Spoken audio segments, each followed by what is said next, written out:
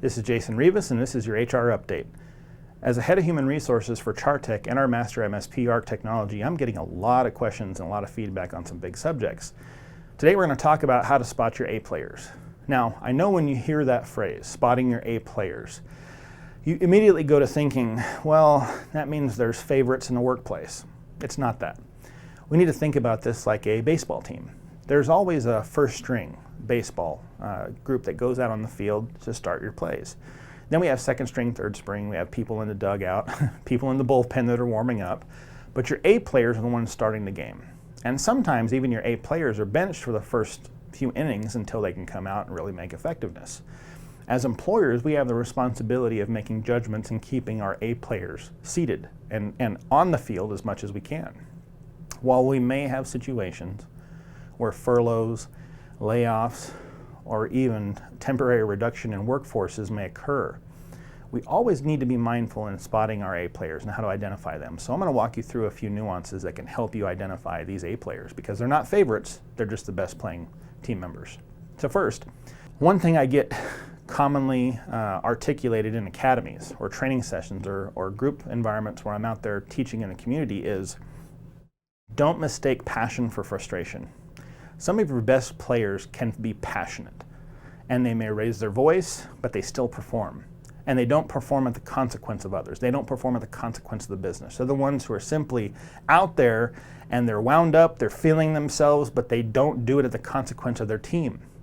For instance, if you have a great sales pro who is just egotistical, full of himself, and people don't like him, he's not well respected, but he earns a bunch of money, that's destructive. That's not on the contributive side. Now, the money might be great, but he's burning up a bunch of people getting there.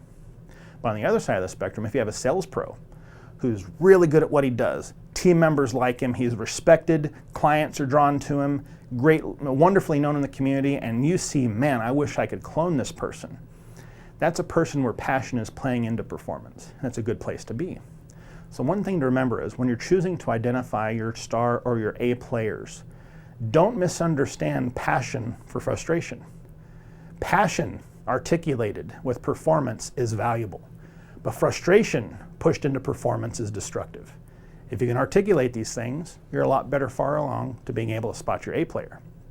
Now, the other thing to think about is that when you're engaging these people, these strong players in your environment, do you get real feedback from them? Do they disagree with you? Are they a sycophant that just agrees with everything you say? Are you getting realness or are you getting spin? That's a real problem. Especially the more successful we are, the more we pay individuals, the more we value what their contributions are. It's imperative for us as business owners and operators to find realness, to appeal to people bringing us real feedback.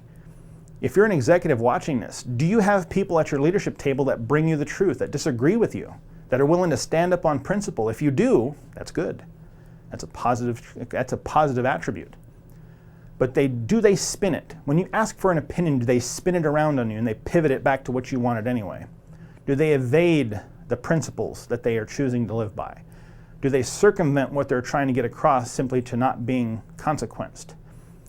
Our job is to make sure that the people around us have the ability of being their best selves. I've told people before, one of the greatest things I do is I find people around me that are smarter. I hire people around me that are smarter to drive the business forward. If you are having people in your business, are you getting real feedback from them or are you getting spin? Because realness is a strong contributor to great performance and respect in the workplace. But spin, again, is destructive.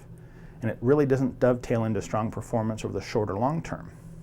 Now, when you're engaging with people, do you get confidence? You know, sometimes we tell people information in our workplaces that doesn't need to go out to the marketplace, doesn't need to be spread inside of our business because it's given in confidence. Do you have trustworthy individuals that hold on to that information? Are they strong confidants in being able to hold on to that with a measure of grace and respect? Or are they gossips? Are they people who like to spread out small pieces of it to work people up? Are they destructive in how they give information across? For instance, if you have a manager and your manager, you tell them, you know what, tell everybody that this Friday we're getting off at a half day. Tell them it's just because they've been doing a great job. And that manager runs to the team and says, hey, you know what, I was able to work it out with the boss. He said I can give you guys a half day off. Now notice that person spun it and they made it about themselves. They didn't deliver the message that was intended. So then the team members think that the boss, the head boss, doesn't care, and their supervisor is the one doing them favors, when in fact it wasn't that to begin with. You want a manager that goes to the team and say, hey, Jason said you guys are doing great, and he authorized me to make sure you guys had a Friday off, so make sure at this time we get everything done, and we'll head out at a half day or a full day, whatever it is, right? That's a person who's taken the confidence and the respect of that information and distilling it straight into the individuals as it was intended. That's another way to spot an A player, to make sure that you don't have a gossip, that making sure that you have confidants, people you can confide and respect and trust in. That's a big part of making sure you have an A player. Last thing is that, do you have strength and respect in these individuals? Are they seen as somebody strong and respectful, and respectfulness? Those are two very big skill sets or traits, as it were, in being a strong person of reputation in a business environment.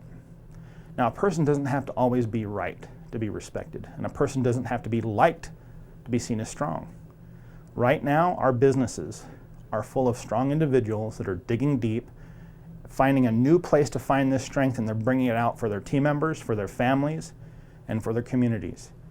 If you see those people who are passionate and they're bringing great positivity and performance to the workplace, if they're bringing you realness, if they're also being strong in confidence, then the strength and respect is there.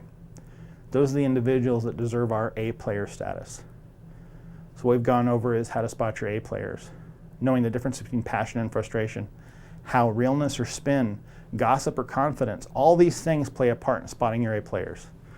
This is Jason Rivas, and we'll see you next time.